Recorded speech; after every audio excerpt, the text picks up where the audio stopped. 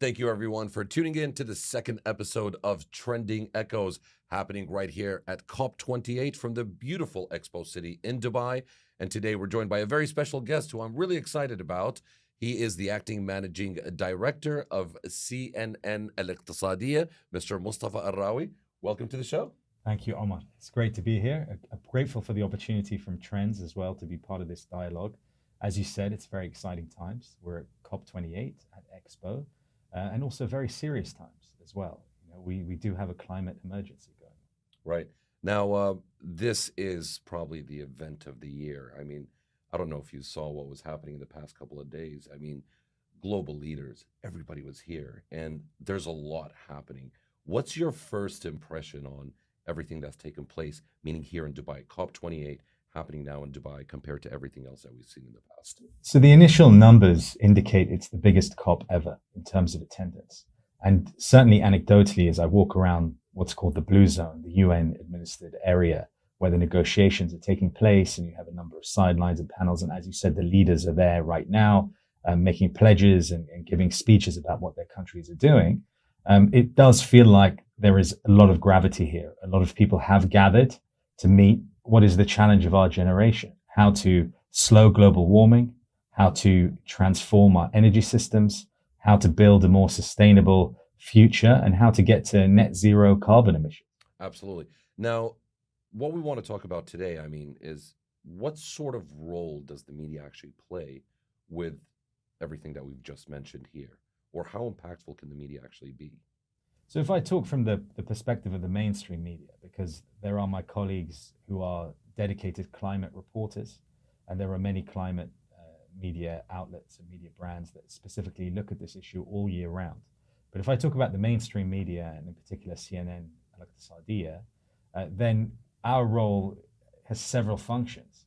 We have an audience, and our audience needs to know why what is happening here is important. So that's one of the first things that we try and focus on. We also try to be informative and engaging. But at the same time, as journalists, at the most basic level, we have to hold to account the process and what's happening. We've been told since 2015, since the Paris Climate Agreement, Right. That this process of COP is the route to resolving the climate emergency. Now, over the last few years, we've seen that narrative really tested by what's actually happening on the ground. Right. So as journalists here, we're trying to understand what is the reality, where is the action, what is the impact, to deliver that information, that message to our audiences, so they know, almost sitting as observers or helplessly, if you like, on the sidelines Right. of what's happening here. We're trying to give them some insight into what it actually means. You just said something interesting. You said solving this crisis. Let's define solving this crisis. I mean, at one point do we say that it is solved? So the stock take, which is one of the major things that are happening at COP28, the stock take from Paris, is supposed to assess how the countries, the nearly 200 countries, delivered on their promises to limit global warming to 1.5 degrees Celsius above pre-industrial levels. Now, we haven't seen the final result, but it's been well trailed that it's not good news. Right. So I think, the various estimates, but at least 1.1 degrees hotter right now. We've had 2023 on record as being the hottest year ever. And I think to some estimates, we're even maybe, just about hitting 1.5. By 2030, to keep 1.5 degrees in reach, we have to make some drastic changes to how the world works. Now, what's happening at COP is there's a debate over how to get there. And for example, one major contentious issue, which really applies to the media and how we cover it, is you have a group, a lot of voices, particularly in the developed world, who are saying that we must stop fossil fuels now, immediately, cut it off like we moved to cut off tobacco. Mm-hmm. But then there are other voices all around the world, whether it might be in Scotland or in the UAE or elsewhere in Africa, that say, if you switch off the current system without having the next system in place, not only are you condemning populations to suffer, shortages of power, but also you're stifling the growth and the prosperity that those people need that haven't reached the same cycle that developed countries have. However, if you don't commit to a very fast, at least very, very fast phase down of fossil fuels, then where will the impetus and the direction be to actually ramp up clean energy to meet that gap? So this is the tension that we have, for example. And so as a journalist, when you're trying to cover that, it's very, very hard to get all the voices into what is a nuanced argument. And sometimes you can fall into either side. You can fall into only sort of amplifying the voices that are saying stop fossil fuels now, or you're, constantly talking to those in whether it's oil producing countries or oil and gas companies or people in developing economies who are saying, wait a minute, let's be a bit more realistic about this.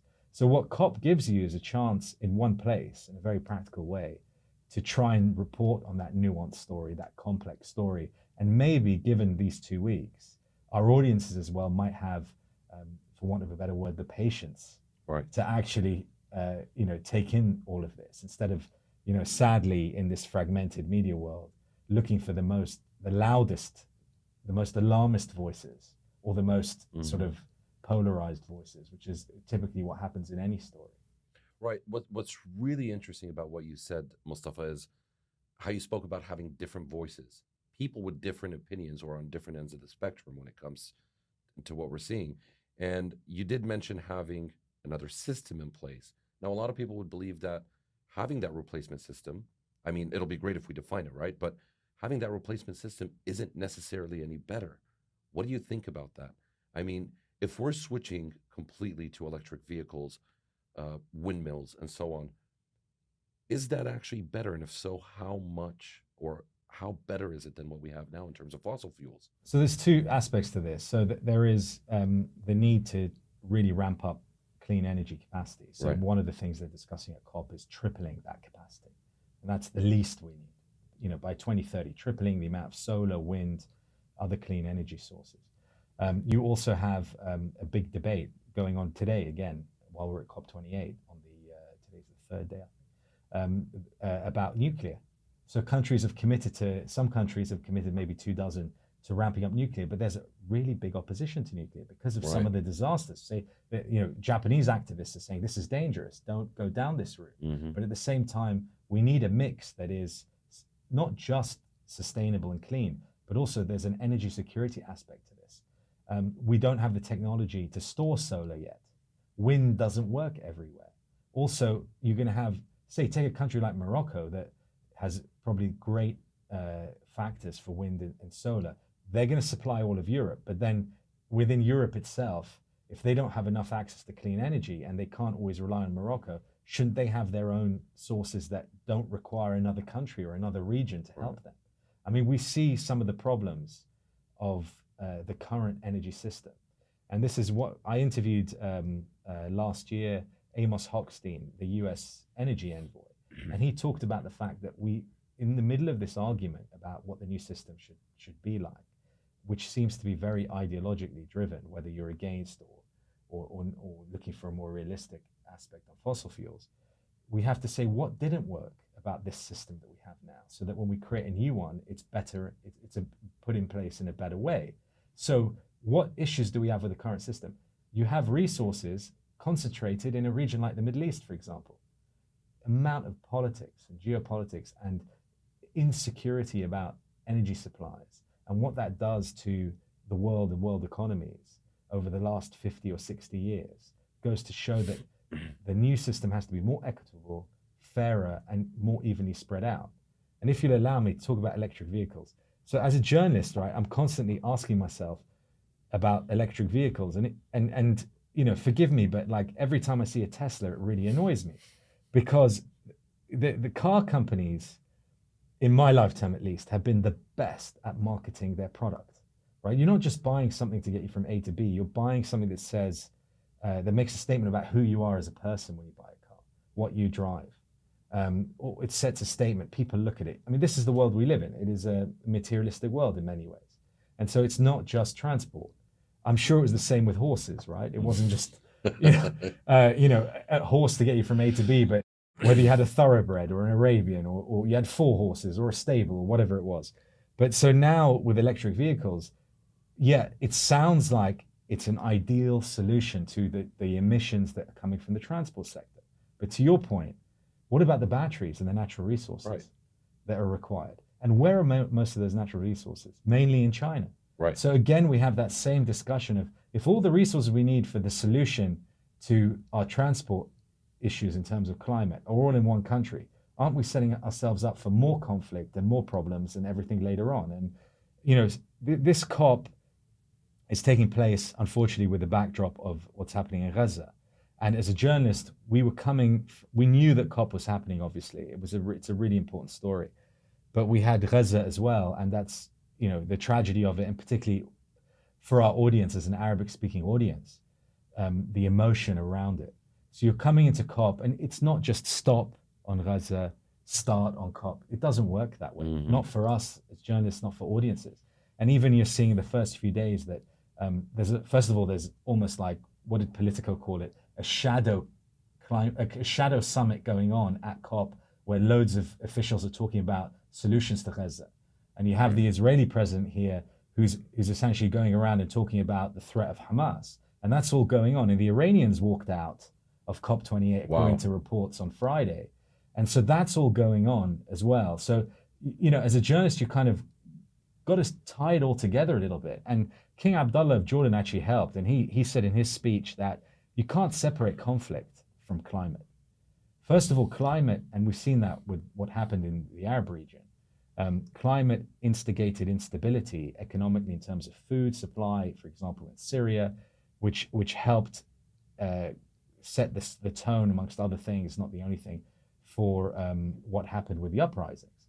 And so climate impacts people's lives and livelihoods in this region in the Middle East, impacts potentially conflict here and elsewhere. So you can't talk about things separately. So again, I think our trouble as journalists today more than ever, and I think everyone's had this problem in previous generations, but it feels more sharp now, we're at the sharp end of it, is how do you tell a very complex story that requires a lot of time and effort and information when most of your audiences are time poor, very impatient, and are being bombarded with all kinds of information all the time? And so even in our own newsroom, every day we have to remind ourselves, why does this matter? What are we trying to tell our audiences? And sometimes even as journalists, we can get caught up in our own egos and want to be, you know, in the big story and in the middle of it. And I think there is a temptation to kind of get carried away as well. And so it's a privilege to be here. It's a very important story. And as a journalist, I'm very happy that I get to do this. I don't say, oh my God, I've got to get up and get through the crowds and go through security. No, I get to do this. And I'm very lucky. But also there is a responsibility. And if you'll allow me this last point around all of this, you can't make everyone happy with your coverage. And again, that's become increasingly the point, is that it used to be when it was print papers or television broadcasts, we all kind of got the same news. Right. And we might like it or we might not like it, but we kind of accepted that's the news. And now we have so much more choice. So we don't even have to accept the platform or the medium that's coming to us, even if it's there. We can just say, look, I'm not interested in that. I'll get my news somewhere else. Right. So with that being said, and this is very interesting, I actually heard a term today or yesterday called, what was it? It was sustainable literacy, sustainable environmental literacy, something like that. Now, what that pretty much means is being able to get everybody, to an extent, to understand the crisis that is being dealt with and how to get everybody on the same page to educate them. Now, when it comes to journalism, because you have different outlets, different people on the end of the spectrum, putting out different information, how, in your opinion, do you think we can all kind of come to one happy medium? And what other role do we play as journalists to be able to talk to, you know, the different ends of the spectrum and get them to understand that there is some sort of middle ground here? Because, in my opinion, I could be wrong, for as long as you have so many people kind of going against each other with their opinions, and you don't bring everybody together, you're not going to make real progress. So in your opinion, how do we kind of bring everybody to, you know, a more happy medium on this? It's very difficult. And like I said, I think legacy media was able to have that sort of communal moment, whether it was, when I was growing up, it was always the 10 o'clock news at night, for example. You know, and the next day someone might say, did you see that on the news last night? Right. If someone said to you, if I said to you now, did you see that on the news last night? You'd be like, the news? What, you know, what the hell's that? Right. Okay, because you mean, did I get it on WhatsApp? Right. Or did I see it on my feed on TikTok or whatever? And so it's much harder to have that communal moment. And I think we tend to have these moments when it comes to something like Netflix, where in a region, for example, Netflix might release a new film or a new series. And in that moment, a large number of us might be watching in that sense. Right. But in terms of news and information, we don't have that density anymore. So what do we need to do at CNN Al-Iqtisadiyya? I'll speak from that point of view. Is we have to identify who we're talking to, who's our audience. So obviously the most basic Arabic speaking, right? So immediately we know that. But we're in this region, so it'll primarily be, our target would be Gulf audiences. And you've got UAE and Saudi Arabia and other economies. And then we would say, okay, what do they need to know? And they're living their lives, they're looking for opportunity, they are connected. Why are they coming to a brand like CNN, which is ultimately an American brand? It's because they're looking for an international perspective, but it's in Arabic, so also they want something from the region. And then we think they're not going to come back to us unless we give them something useful. So we use all those touch points to decide in our morning meeting or our weekly meeting or our monthly meeting what stories we're going to prioritize. And then we are a visual storytelling platform. So if we can't do it visually, we might say, that's not for us. So we want video or infographics or animation, or it might be multimedia, so audio, podcast, for example. So all these factors will come in, and it comes down to what can we do best. So I don't think anybody can really deliver on all of what you're saying, what you're suggesting. Right. Anyone can do that anymore. And I don't even know if we should, to be honest. I think the diversity of voices and diversity of media is a good thing. Absolutely, I agree with that.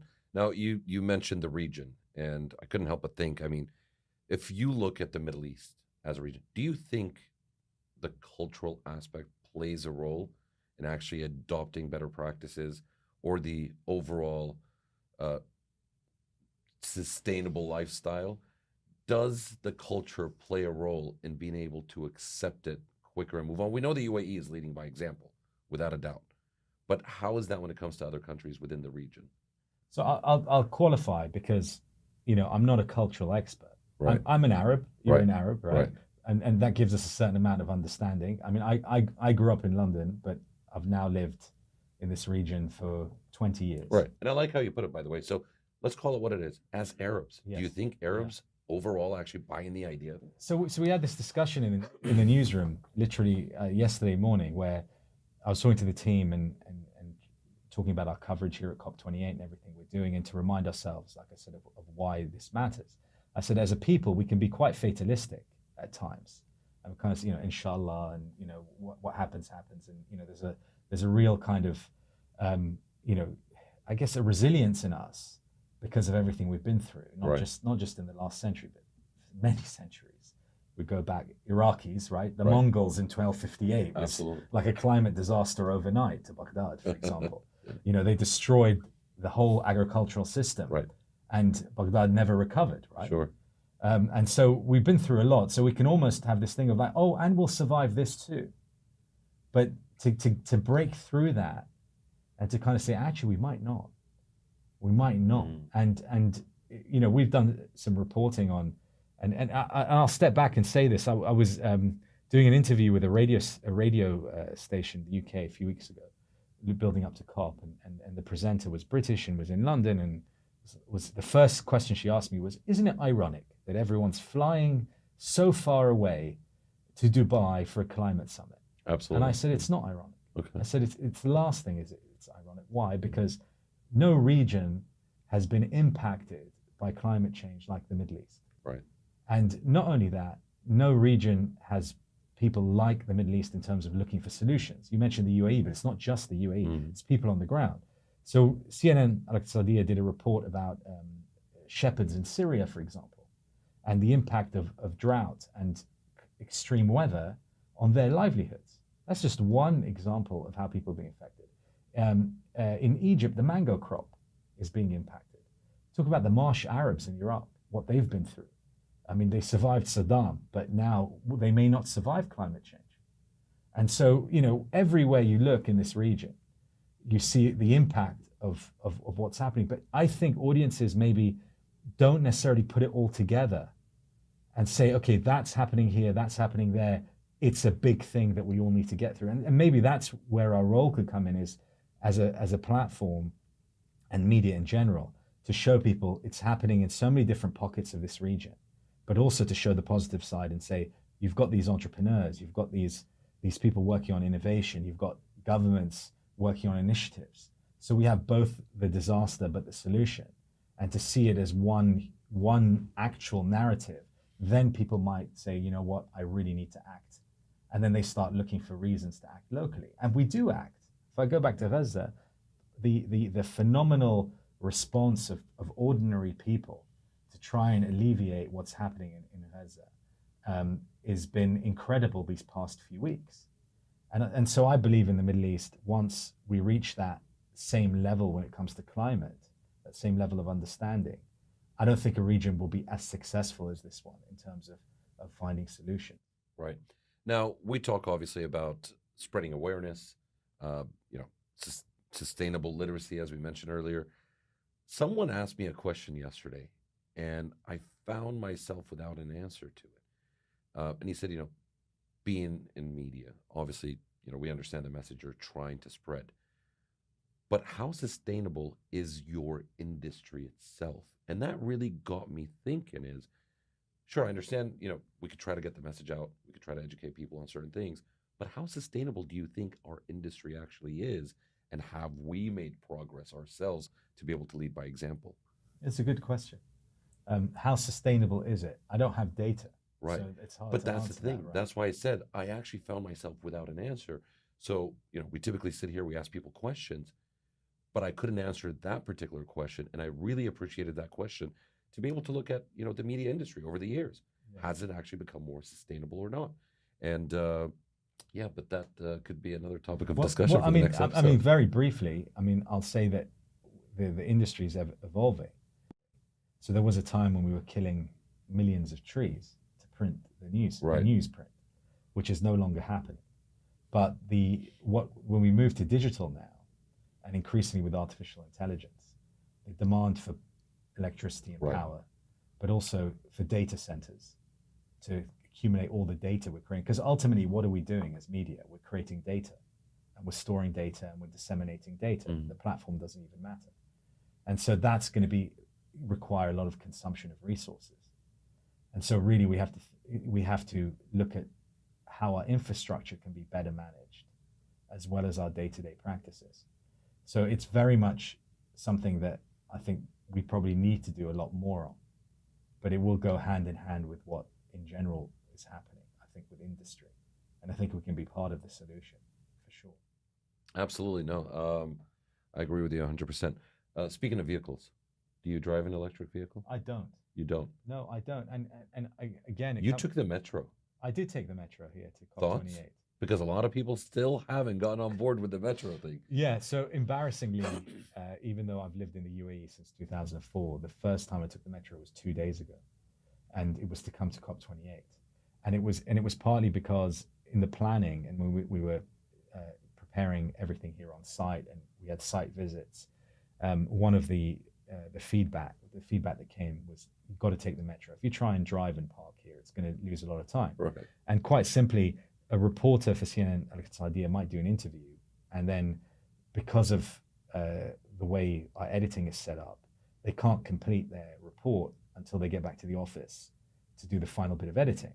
So, you know, they have 2 hours from when the interview is finished to actually get that report published.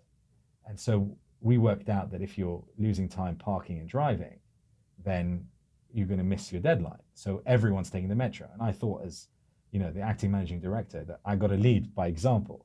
So not only am I taking the metro, I'm also jumping on one of those Kareem bikes from the office and riding it to the metro station, and then getting the metro here and walking as much as possible. Not only is it healthier, more sustainable, but actually it goes to show that Dubai is quite, in many ways, not in every way, there's still a way to go, but in many ways is kind of setting a blueprint for in this region of how you build a more sustainable transport infrastructure. But the question of electric vehicles, I'm still not sure if an electric vehicle is the solution. Right. Maybe we have to just drive less, is maybe the solution. Absolutely. Rather than all of us turning around and selling up petrol vehicles and diesel vehicles and buying EVs. Right. Uh, any expectations from the remaining few days of COP28 here? I mean, obviously, we know that it's been off to a great start. As you said, highest number of attendees so far. And not only that, but I believe also the highest amount of money raised towards sustainability did happen here. The UAE with $100 million. I think Germany also with $100 million. Japan, I think it was around 76 million. Interestingly enough, though, to see the US had actually contributed the least, with I think somewhere around $17 million. Why do you think that is? So the progress on some of these initiatives are, let's be fair, long overdue. Again, it comes back to Paris. So we had $100 billion that finally the rich countries had delivered on for the developing countries that was promised in Paris.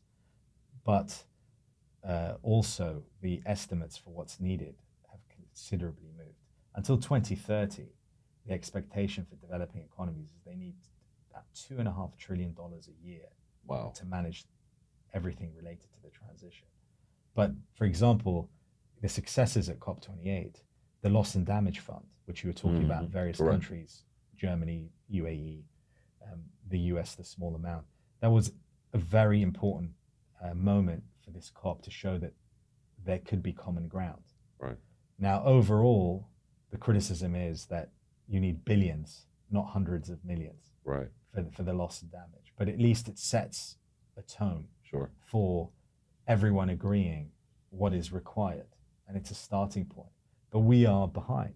So for the US to, as the largest economy, the largest emitter, to give, a smaller amount than say Right. Germany Right. to developing countries is political. Hmm. And I think you asked me, what are my expectations? Well, my expectations are is we will see a lot of politics, because really the constituency for a lot of the negotiators isn't necessarily here at COP28, where you're talking to the choir, where everyone agrees on what needs to be Sure. done, but the message that you give back home when you Absolutely. go back. And, the politics might be a little bit more polarized, and governments are at risk from the right or the left of pandering too much or not doing enough. And the US actually is one of those countries that has, a very staunch pro-climate group, Right. but also right now a very vocal and influential minority, particularly on the Republican side. The Democrats obviously in power now, but the Republican side, who say that the US is spending too much money abroad and spending too much money in general. I mean, they are constantly having to renegotiate on US government spending bill, for example. And many people are saying that the government is spending too much, and it's politics, and you're going into an election year. So I don't know exactly whether that's what drove the actual figure, but the fact that they gave money at all is probably a win. And you've got Kamala Harris, the Vice President of the United States, coming to COP28 to give a speech. You already had John Kerry, their climate envoy, who was here. Sure. And actually the US presence is quite strong. And again, I come back to what's happening with Gaza. It's not necessarily the best time for a US senior official to visit this region, given the tensions and the animosity and the anger. So I think despite the politics, I expect there to be a lot of progress by the end of this COP, partly because also of the work being done by the UAE presidency. Sultan Al Jaber, who assumed the presidency, has been going around the world for the past year. But also you saw the UAE president, Sheikh Mohammed bin Zayed, announce the $30 billion climate fund to help close the climate finance gap. And that's backed by private institutions, as well as the US. The US, Joe Biden, the president, put out a statement, the White House put out a statement backing this terror fund, saying how important it is. And so you're seeing a lot of cooperation. We're seeing a lot of initiatives. Now, everything ultimately will depend about what happens after COP with the implementation of how the money's spent. Is there equity in how the money is spent? For example, the loss and damage fund is being administered by the World Bank. A lot of developing countries weren't happy about the World Bank administering it. Who is the World Bank? They're backed by the rich countries. Right. And so there's still so much that is unanswered. But what do we expect out of COP28? Ultimately is to know where we stand in terms of 1.5 degrees, And I don't think that's going to be a good prognosis.